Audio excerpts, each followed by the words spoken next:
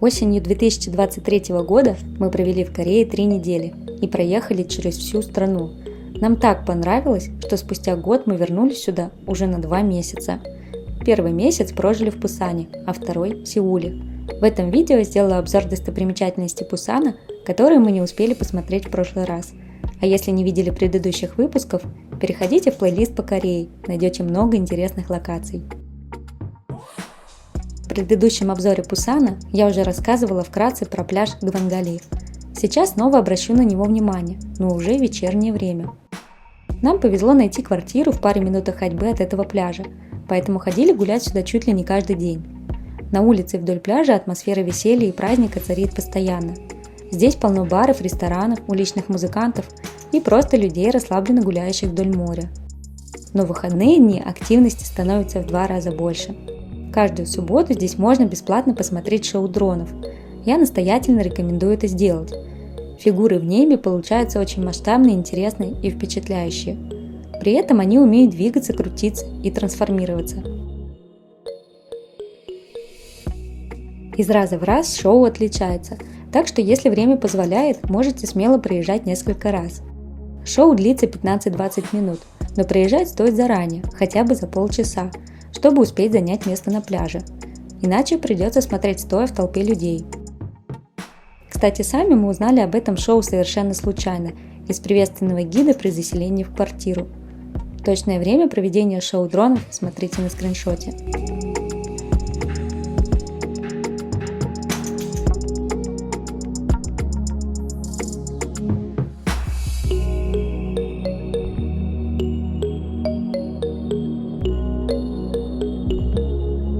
Последние выходные августа проезжую часть вдоль Гвангали пляжа полностью перекрыли и сделали пешеходной улицей.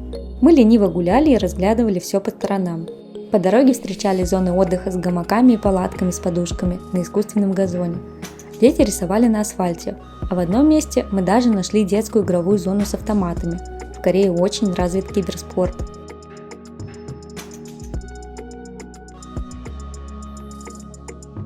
Пройдя еще немного, мы услышали знаменитую несколько лет назад песню Gangnam Style корейского кей-поп исполнителя Psy.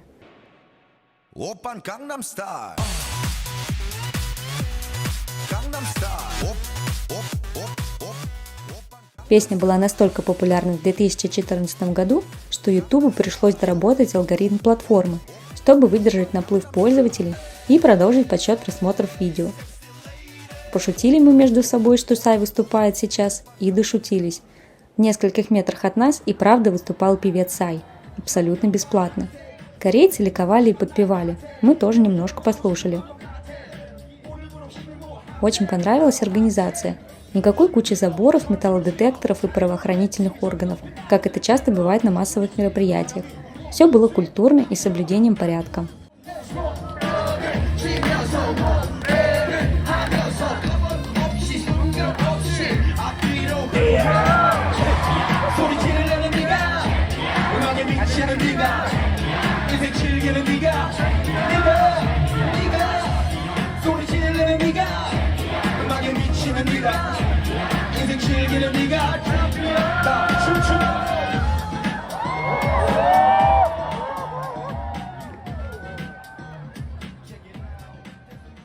Пусан – приморский город, поэтому обязательно стоит уделить время прогулкам на набережной, пляжному отдыху и водным развлечениям. The Bay 101 – современное пространство на набережной Пусана, сочетающее престижный яхт-клуб, рестораны, кафе и панорамные виды на море. Сюда приходят за красивыми видами небоскребов, отражающихся в воде. Мы гуляли здесь днем, но отзывы в интернете советуют приходить вечером после заката. В соседних кафе можно взять что-то перекусить и расположиться на открытых террасах. На официальном сайте яхт-клуба есть информация о групповых и частных морских прогулках на яхте. Взрослый билет обойдется всего в 30 тысяч вон, но какой-то формы для бронирования билета онлайн я не нашла. Возможно, стоит уточнять на месте.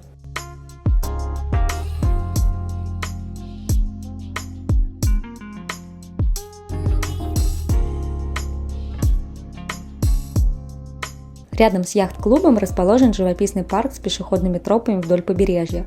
Во время нашей прогулки часть маршрута была перекрыта, и мы прошли его за полчаса. Если подниматься наверх до небольшого храма, то на прогулку понадобится больше времени.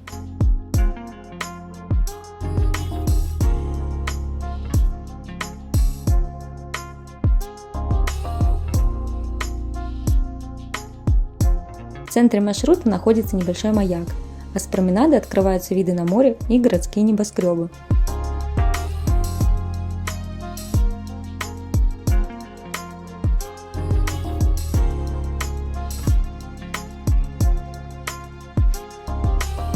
Маршрут проходит сквозь парк. Можно зайти, например, со стороны яхт-клуба и выйти к пляжу Хэунде, или наоборот.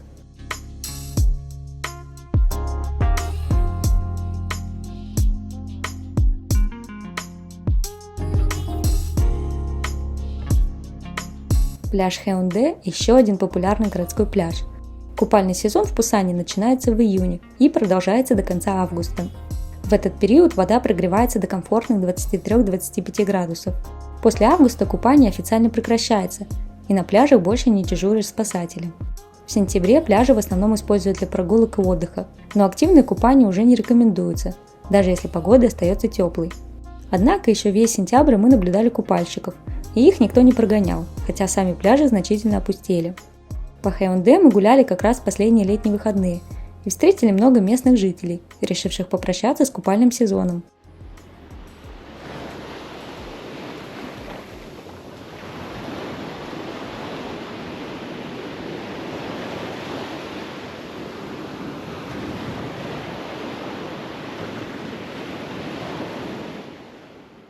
Продолжая морскую тематику, следует заглянуть в храм Хэдон-Йонгунса, расположенный на скалистом побережье Пусана.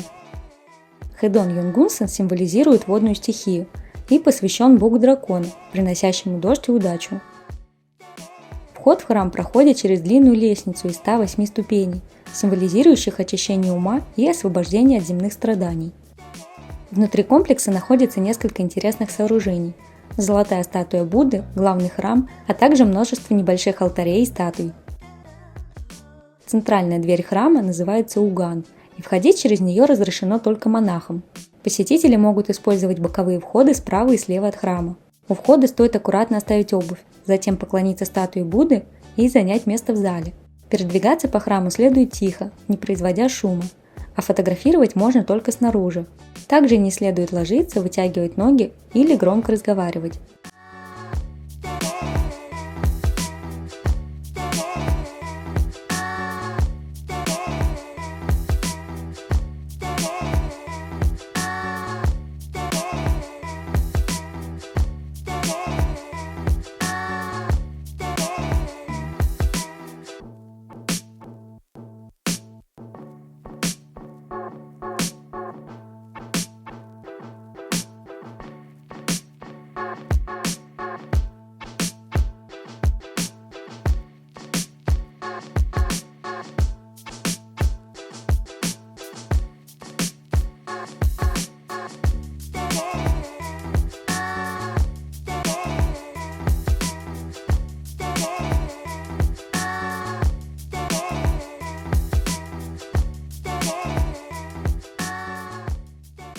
На выходе из храмового комплекса расположены статуи 12 зодиакальных животных, которые символизируют защиту в 12 направлениях и охраняют от злых духов.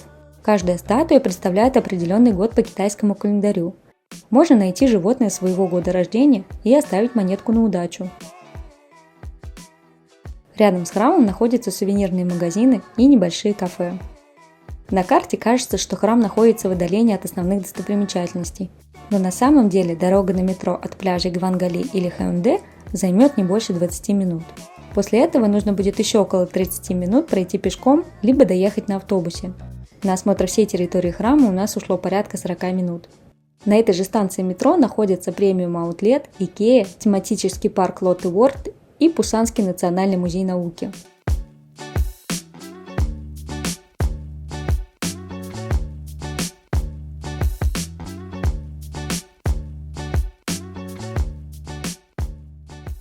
Культурная деревня Гамчон – это яркий район Пусана, известный живописными домами, расположенными на склонах холма. В прошлом Гамчон был местом поселения беженцев после Корейской войны. но позже его преобразовали в культурный центр. Сегодня деревня привлекает туристов благодаря узким улочкам, разноцветным зданиям и многочисленным арт-инсталляциям. Главной особенностью деревни являются уличные скульптуры и граффити, создающие атмосферу творчества.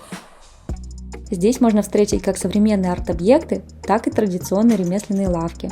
Также Гамчон известен небольшими музеями, арт-галереями и кафе с панорамными видами на город. Отдельным развлечением является участие в тематическом квесте. В информационном центре деревни можно приобрести карту с прогулочным маршрутом. На каждой тематической локации маршрута ставится уникальная печать посещения. Собрав все печати, посетители могут вернуться в информационный центр и обменять их на сувениры, например, открытки, магниты или брелки. Но стоит учитывать, что часть станций для сбора печати закрывается в 5 вечера, так что стоит приходить хотя бы за 2 часа до закрытия.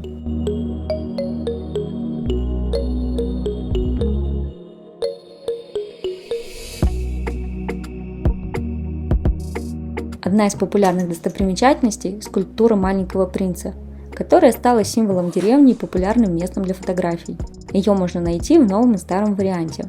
Новую мы не успели посмотреть, так как станция уже была закрыта. А старая версия статуи довольно симпатично сидела с лисенком на заборе, любуясь видами на город. Однако, чтобы подойти к ней поближе и сфотографироваться, нужно было стоять в очереди. Если время терять не хочется, а посмотреть на статую хочется, то можно просто спуститься по лестнице справа от статуи и посмотреть на нее с лицевой части. В деревне до сих пор проживают люди, в основном пожилые жители. Довольно любопытно свернуть с главной улицы в переулок и поразглядывать местный быт. Однако туристам рекомендуется соблюдать тишину и уважать частную жизнь местных жителей, чтобы не создавать неудобств в их повседневной жизни. Культурная деревня расположена на возвышенности, так что будьте готовы к подъему в горку, особенно в начале пути по дороге от метро.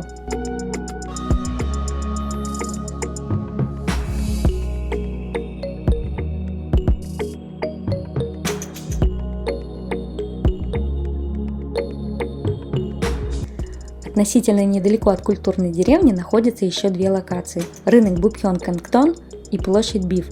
Сюда можно заглянуть и попробовать традиционные блюда корейской кухни по доступным ценам. Подробнее про площадь Биф рассказала в предыдущем выпуске, как и другие достопримечательности Пусана. Переходите по ссылке в подсказке видео. На этом у меня по Пусану все. В следующих обзорах уже буду рассказывать о наших приключениях в Сеуле и сколько вообще стоит жить в Корее.